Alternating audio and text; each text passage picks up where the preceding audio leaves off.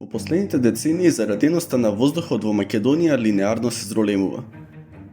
Главните извори на оваа состојба се употребата на цврсто гориво за грејење на домаќинствата во зима, како и влијанието на индустријата и сообраќајот, неконтролираната урбанизација, а со тоа и лошата циркулација на воздухот во градот Скопје се исто така причина за лошиот воздух.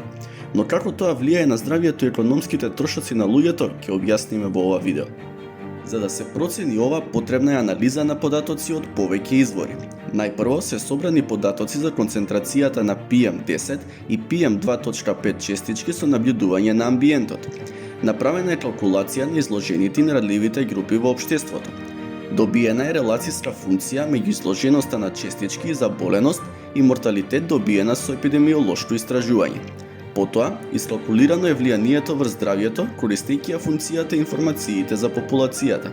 И на крај, тоа влијание е претворено во години на инвалидитет, сума на изгубени години живот како последица за предвремена смрт и изгубени години продуктивен живот поради некоја попреченост, кои добиваат парична вредност користејќи 3 валидацијски пристапи за формирање на ниски и високи граници, човечки личен капитал, подготвеност за плаќање за спас на својот живот и цена на болест, односно здравствени трошоци. По ова истражување се забележува дека ситните PM честички се најголема закана за здравјето на луѓето. Концентрацијата на PM10 честичките во нашата држава ги надминува европските стандарди за 40 микрограми на метар кубен.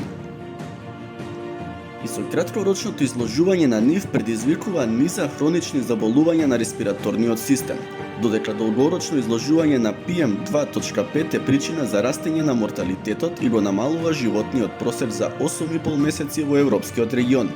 Трошоците изнесуваат 253 милиони евра на годишно ниво и во случај на изедначување со европските стандарди би се зачувале 150 милиони евра.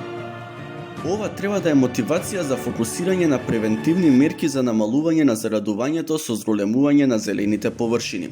Профитот би бил на подолгорочно ниво, тара што здравствените заштеди би ги компензирале овие инвестициони трошоци.